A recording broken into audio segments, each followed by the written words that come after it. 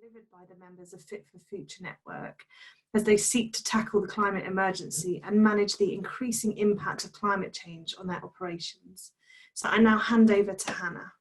Thank you for the great introduction, Claire, that was brilliant. So, as she said, my name is Hannah and I work on Fit for the Future, which is a knowledge sharing network for environmental practitioners from all sectors of UK society to come together and share knowledge and best practice on a whole range of sustainability issues.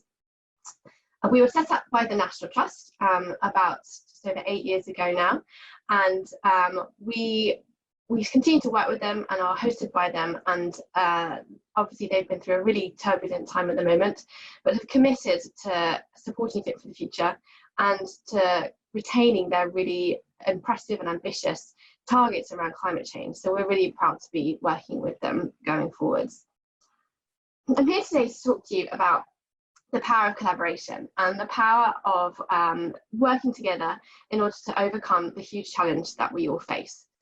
I want to share with you some of the inspirational work of the members of Fit for the Future Network who've all come together to share honest and practical advice with each other on how to accelerate action and make sure that they can make the changes needed in their organisations to be resilient into the future. On the theme today is obviously about interpreting, curating and combating the climate emergency. I have to say that this presentation will focus certainly on the combating of the climate emergency. It's about the practical solutions that are happening in organisations just like yourselves, and wanting to share those out with you to take home and to have a think about and to see whether there might be ways that you can start to embed some of these practices into your own organisations going forwards. Thank you to the speakers that went before me as well, absolutely fantastic, and just want to acknowledge the British Museum. It's great that, you know, opening plans are coming together, and we held our annual conference at your site in 2018, and we are really looking forward to be back there in future, so it was great to see. So, first of all, I mean, we're all here because we believe that climate change is happening. We know that it's happening. We have targets looming from government, from other organisations that have set these things called net zero targets. We know that we need to be addressing the issue of climate change, and certainly in a mitigation sense, in a sense that we need to kind of stop what we're doing, reduce our impact, so that we can prepare and plan for the future. But I think that one of the things that is less acknowledged at the moment, and which I wanted to bring out for you today, and which some of you may already be experiencing, but the fact that climate change is here already, and for many members of Fit for the Future, they are going through a very turbulent time in terms of the impacts that climate change is having on their operations in the UK, in the here and now. And I wanted to give you the kind of perspective from the National Trust, if I may, who are already planning for the future, and because they're seeing the impacts hitting their properties and their land, and they're already seeing that today. So some of these pictures are of National Trust property sites that are all across different parts of the UK, and you'll notice that not all of them are looking very happy. The National Trust is feeling the impact of more flooding, increased flooding that we've seen over the past few years, and which has devastated parts of the UK. They're seeing the impact of increased and more frequent and more intense storms, which are damaging properties and trees and land. They're seeing impacts in terms of higher temperatures.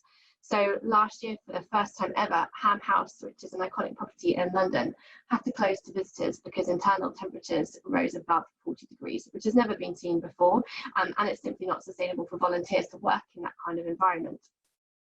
They're seeing an impact on these high temperatures having an impact on their conservation role, in terms of looking after their artwork, their paintings, and their conservation material.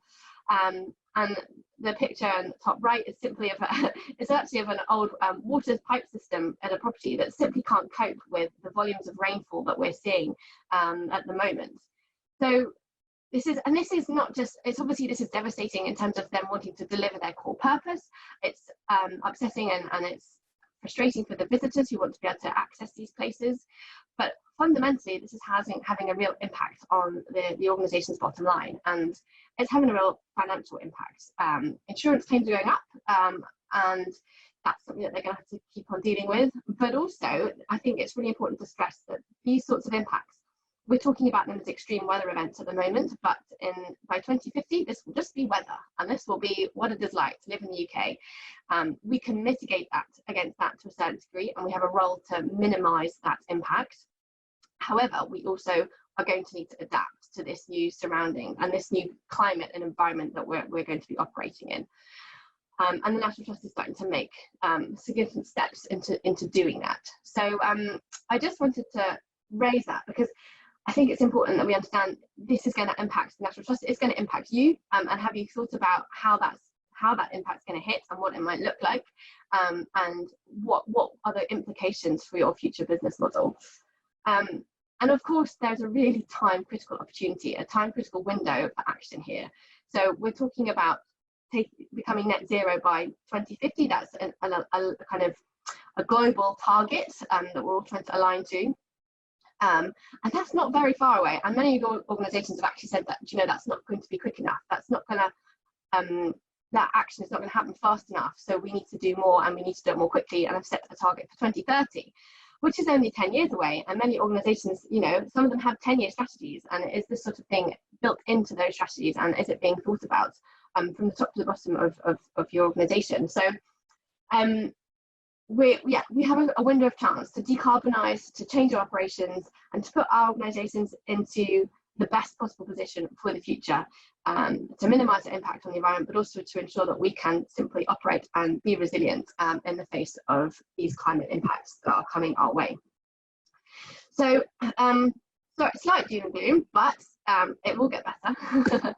So my next slide is just about, that sounds quite scary and overwhelming, and actually everything involved in trying to come up with a strategy or trying to deal with that is also quite scary and overwhelming. And at the network, we fully understand that, and we see organisations coming to us that are just really confused about where to start. You know, how do you set a net zero target? What does that even mean? What does carbon look like? And how is our organisation performing compared to other organisations? And you know, we've declared a climate emergency, perhaps, and I know there are some fantastic organisations probably listening today that have done that, which is incredible. It's a real statement of intent. But then how do you act on that, and what does that look like? You know, what are the steps you need to take in order to make a real difference and to try to embed some of that transformational change within your operations? You know, how do you look at, is it looking at your waste? Is it looking at your transport? And today is an amazing example of actually, you know, COVID's been an awful experience for so many people, but here we are, accessing this conference from our rooms, from our homes. Those transport emissions associated with that conference are now non-existent. And can we embed some of these new norms? But how do we do that? And what's the strategy for dealing with it? And looking at our energy and our energy consumption, and should we be looking at renewable energy? And is that possible on my site, or is that something that we want to look at? It's just lots of layers of complexity, and it's really difficult to know where to start. And it's really difficult to know who to talk to, and who's going to be working in the same boat as you. You know, is everyone at this point as me? Are we really far behind? Actually, do we have something to share? Are we further ahead than others?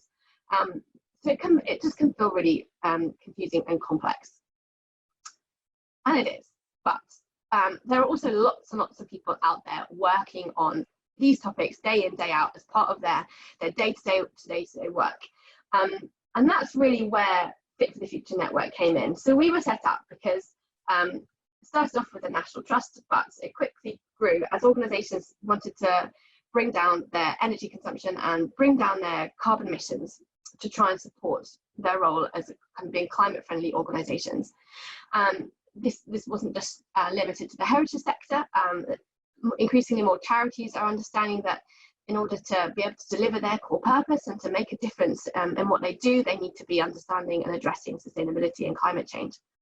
So our role is to really emphasize to people that the solutions are already out there. There are so many solutions to the crisis that we face, and there's no point in reinventing the wheel. So how can we bring people together to help them to share that knowledge amongst one another and really tap into the practical solutions that are so needed, and as I say, are already out there. So by linking people up across a whole range of organisations, we work through the confusion, we help people learn from the lessons of others and the mistakes, because often the lessons and the mistakes learned are the most useful. And We can try and demonstrate examples of good practice on how to tackle the climate emergency, and find answers to the questions that we really need. And that can be from as small as, how do I understand an energy data spreadsheet, through to the big questions of, how do I install a renewable energy project in my heritage building? It could be about, how do we start to think about the impacts of climate change? Who else is looking at that, and what can I understand from their experience? Or it could be about, this person's got a really good recycling rate, and how have they achieved that, and how have they engaged with their visitors in order to achieve that as well. We find that this type of collaboration, this sort of knowledge sharing and working together, ultimately it saves you time, it saves members money, it saves them resource, because the answers are already out there and they can access them quickly through a network of helpful and honest and impartial peers. We try and bring people together by one-to-one phone calls and conversations, by tapping into key events on topics that could be, as you can see on this picture, a whole range of topics that we cover, and that are all essential to tackling and combating the climate emergency. We're talking about practical solutions here. We're talking about things that under the bonnet, nitty-gritty, day-to-day management of an organisation that enables it to be as responsible and resilient as it can in the face of climate change. As you can see, some of our members are listed on here. Obviously, I've pulled out some of the ones that really align with the kind of audience that we're with today. Looking at the Museum of the Home, Somerset House, we've got the heritage organisations like Blenheim Palace and English Heritage. We also work with people like the V&A and the Tate and the Whitworth Gallery, all organisations that have understood what climate change is going to mean to their organisation, and the need to not only talk about this with their through their exhibitions and through the conversations with their visitors, but actually to lead the way and lead by example and practice what they preach in a very practical way.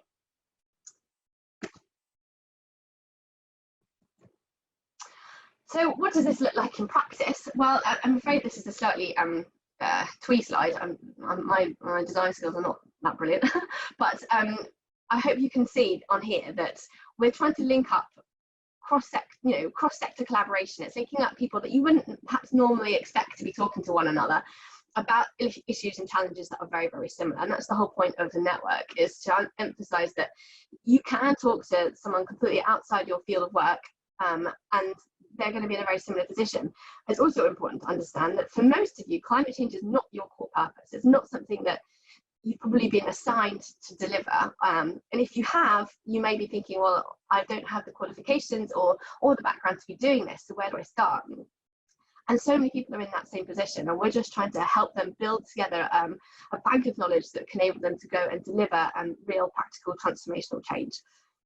So in reality, it doesn't quite sound as sexy as that. I mean, Charterhouse is an alms house in London that's been sharing kind of ideas and advice with the Wildfowl and Wetland Trust on energy monitoring and reporting. But actually, if you want to tackle your energy consumption, then that's a really, really good place to start. Similarly, Chatsworth House and National Trust have been talking about how they've been working with properties to identify energy reduction action checklists, which is just trying to find out the simple ways that they can bring down their energy consumption and work with the staff to kind of see that in effect, and provide inspirational ideas for people to carry out. And then the National Trust are also working in a slightly more niche way with the Peak District National Park. Obviously, the National Trust own huge swathes of land, and then looking at the potential of that land to sequester, to store carbon in the ground through tree planting, as other sequestration schemes. And they're just looking at different ways that you can do that. What's the most effective way to store carbon? Which kind of plant or crop or process is the best way to do that? And they're working and talking to the Peak Districts as well, who are going through a similar process. Again, Grosvenor and the RSPB, two very different organisations, but both looking at carbon insetting, which is similar to sequestration. It's looking at how can we lock in carbon into the ground. So just, this is getting very kind of detailed, but I think it's important to understand that these are real, people are really trying to deliver practical change, and by working with one another, they're reaching those solutions faster, and are able to go back to their organisations feeling kind of assured in the knowledge that they have and kind of affirmed in the plans that they want to deliver as well. And that affirmation is really important, to know that other people are in that same position as you, and to know that they are working on the same things and are at the same point in their journey, is just really, really helpful as we're all trying to work together on this. I also wanted to raise the point that, you know, maybe you've gone away, you've spoken to a few people about what you want to achieve, you've come up with some ideas, but you go back to your organisation, and particularly in this COVID world, we have no budget, we've got no resource, we've got no capacity to put some of these things in place, especially if actually it's not, as I said, it's not our core purpose, it's not what we were set up to do. So how do we make that case that this is something that's really quite important, and that we need to be acting on? And I think it's crucial to understand that the business case for sustainability, the financial case, is incredibly strong. And for the most part, although there can be longer paybacks for some of the things that you might want to deliver, that return will come. And I think it's really important to go back to organisations and ask the question, what's it going to cost if we don't do this? What's the impact going to be if we don't act on climate change? You know, for the National Trust, that's going to potentially mean, you know, losing visitors, shutting down properties if they don't adapt to the situation that they're in and they don't start to take action on this. So I think that's a really important question to ask. But also, when you look at the numbers and when you put together the business case, more often than not, it will make sense. And we did some work just looking at our members' energy data, looking at how much energy they'd saved through their various initiatives and schemes over, I think this was this was a few years ago now, 2017, 2018. And if they saved that amount of energy, what does that look like in pounds and dollars, if you like? What's the financial return? And what does that mean for their organisation? And how does that mean that they can then, you know, put that money back into their core purpose? So relevance today, Manchester Museum is a really great member of ours, linked to the Whitworth, of course, up north. Their energy savings in that year was enough to pay for the conservation of 8 Egyptian mummies. And actually that's really precious core funding, and that's a really valuable service that they've been able to deliver as a result of making those energy savings. So that's just one really good example, and there are a few others on there. I'm not going to go through all of them, but the Canal and River Trust energy savings could have paid for 12 new lock gates. And to us, a lock gate might not be that exciting, but to them, it's absolutely what they do, and it's essential to their successful delivery. So the business case can sometimes be really difficult, but more chief executives and more CFOs are understanding that not only is this the morally right thing to do, but it makes financial sense as well. And many more are coming up through the ranks and taking on sort of high-level roles in executive boards with sustainability at the forefront of their minds. So I think by asking the questions, by making that business case, is a really good opportunity for action. And our members have done just that. And so what I'm going to do now in the sort of remaining time is to share with you some of the case studies across the network of members that have done some really quite inspirational projects, from small projects to big projects, and that are making a difference to the people and the communities that they live and work in. So first of all, Contact, which is a small arts and community centre theatre up in Manchester. They have really been kind of driving sustainability forward in the past few years. And a few years ago, one of the things that they wanted to do, they recognised that their diesel van was chugging around Manchester quite a lot, spewing out quite high emissions, carrying around obviously really essential touring equipment and exhibitions. And they decided that having done a feasibility, it would be worth investing in an electric van and to take out the diesel option. And not only has this have a massive carbon impact, of course, but this comes with a whole host of co-benefits. They're finding that their staff enjoy driving it more, that there's easier and safer loading access, it's easier and cheaper to park. Everyone wants EVs at the moment in terms of local authorities, so they're offering you better places to park and cheaper places to park. It sends a positive message out to their associates, and you know that big statement there is that there's a huge budget reduction. So taking it that you can get some grants for installing charge points and accessing electric vans, and they took all of those grants available, took some corporate help, and that meant that they were able to save just shy of £4,000 a year, which for them is a really significant sum, and they were able to invest that in new equipment for their venue. Since then, they've gone on to complete a new capital refurb, which you might be aware of, and I think it's just opened, or if not, it's very due to open very soon. They've retrofitted the building, so rather than knocking it down and rebuilding it, which is more carbon intensive, they retrofitted it, and they've used natural ventilation, low energy lighting, and installed those sorts of features to really ensure that it can be as sustainable as possible. Another member from Manchester, there's a theme here at the moment, is Whitworth Gallery, who I mentioned before. A few years ago, they worked on a huge capital refurbishment of the gallery up there, and sustainability was always embedded throughout the project. And you might not necessarily be aware of that when you go into the building, but it's at the heart of what they wanted to achieve.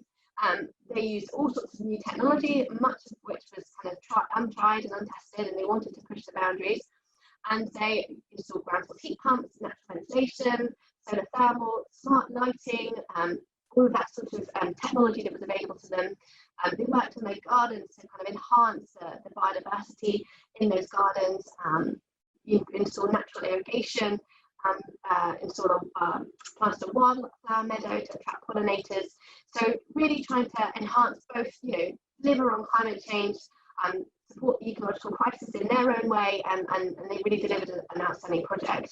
And they learned some really, really important lessons as well. It wasn't easy, and I've been able to share those lessons across the network, across Fit for Future's membership, who are now learning from them, and that's a great way.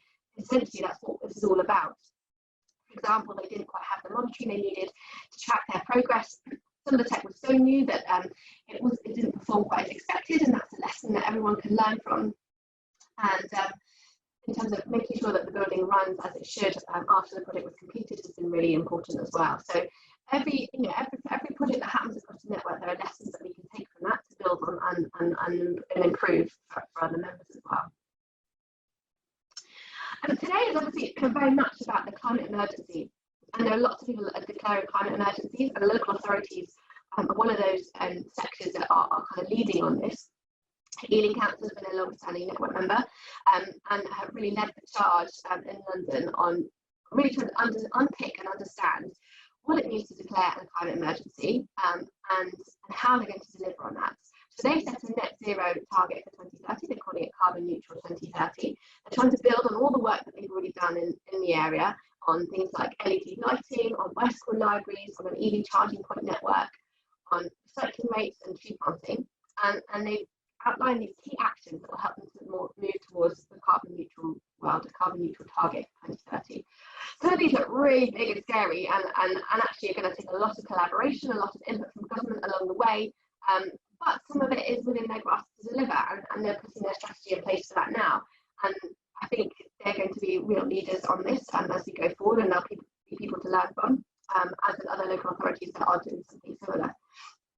So say some of the things that they're looking at are cutting their transport emissions, which is huge for local authorities, and managing their energy consumption, electricity consumption, looking at food waste and food production, and reducing waste overall. So just a few things, and some of it will sound very familiar to us, but actually we just need to get those things right, and we can see real change. And then my final case study, we ran our annual conference at Lord's Cricket Ground in 2019.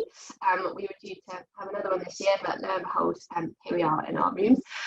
But hopefully in the future it will happen again. But we chose Lord's because of its sustainability credentials. We gave them the business for the conference because it aligned with our values, and they're doing some amazing work to try and ensure that experienced visitors, that their operations and staff are as sustainable as possible, and that's very, very hard for a venue that receives thousands and thousands of visitors, in normal times every year. Some of the things that they've done include a major reshift in how they're dealing with waste and recycling, replacing waste with disposable cups and reusable ones, removing plastic straws, providing bottles to staff, selling water in cans rather than plastic bottles, installing refill stations around the ground, and diverting and donating surplus food, which amazingly has prevented 6.25 tonnes of CO2. I don't know, that figure might not mean much to you, but it's pretty high, and it just shows actually how important looking at food is as part of our journey to become more sustainable. There's obviously a major push on their energy efficiency, a new green tariff, some new tech like solar PV and a ground source heat pump. And then on their new stand, which is sort of the pop-out box there, they've tried to enhance the natural environment as much as possible within their very urban setting in North London, installing burn and back boxes and a green roof, green walls. So it was amazing to have a conference there and to really feel that it was living and breathing our values, and actually I think that's something as visitor centres, as museums, as galleries, you know, we want visitors to come to us and really feel that we bought into this and that we understand it and that we're doing our very best to deliver. And then finally, before I finish really, a couple of just notes on partnerships. So we work in partnership ourselves, and we work with a huge range of organisations. But for anybody that's involved with the National Lottery Heritage Fund, we have a formal partnership with them, which means that you know, they're encouraging everybody to join the network because they want all of their projects to be as environmentally sustainable as possible. They don't want their projects to be leaving a negative mark on the planet. So we do have a formal partnership with them, and it's worth looking into that if you're looking at applying to them for some funding. And we're working on a similar collaboration with the Architectural Heritage Fund, a group that repurposes buildings around the UK.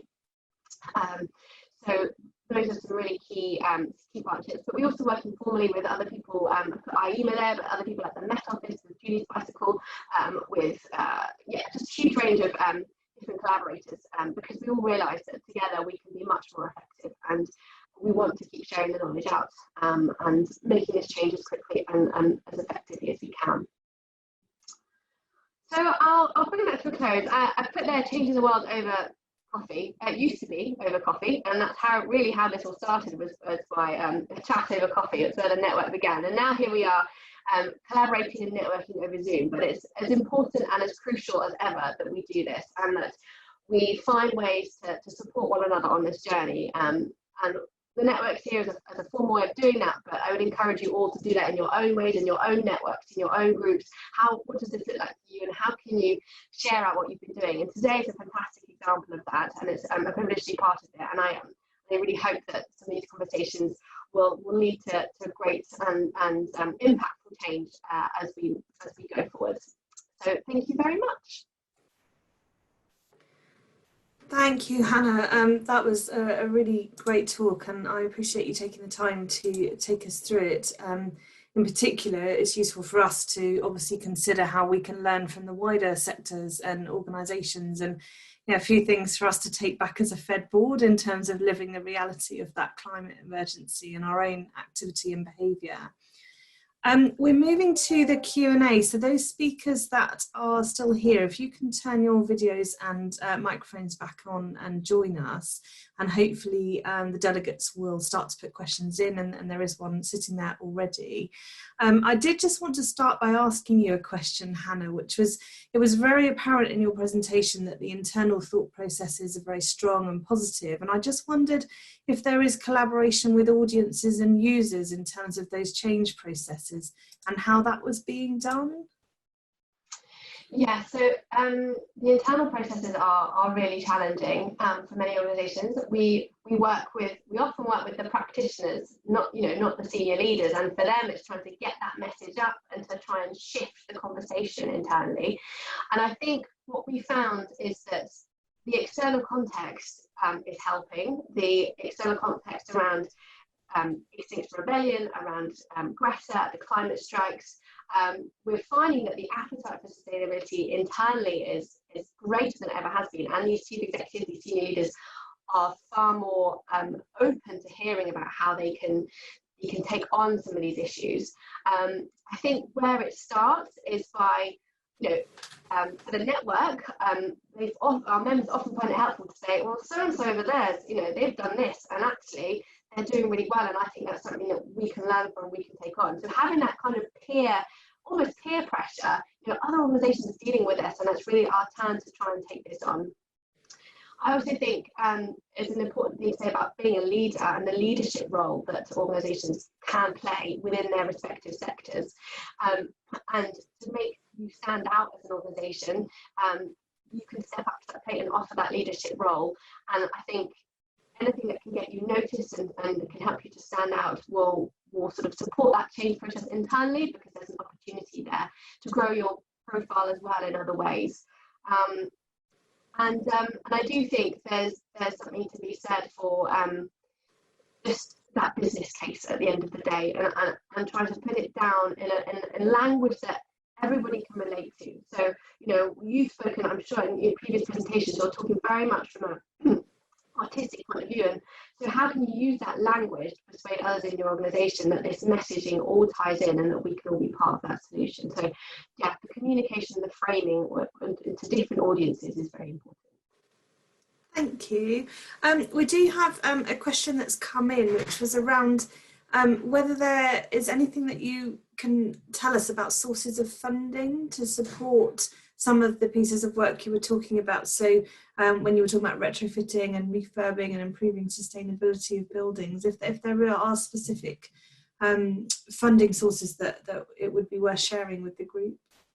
Yeah, absolutely. So I would say there's going to be increasing funding, of course. I think you're going to see that coming out of the government over the next couple of years.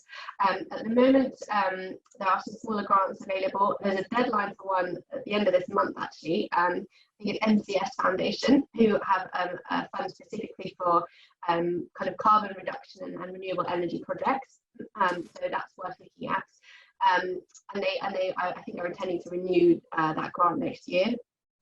I would also say that if you are a kind of heritage-based organisation, then the National Lottery Heritage Fund, if it's packaged up in a way that meets their criteria, they're really open to funding those kinds of things, and it's worth looking at that to start with.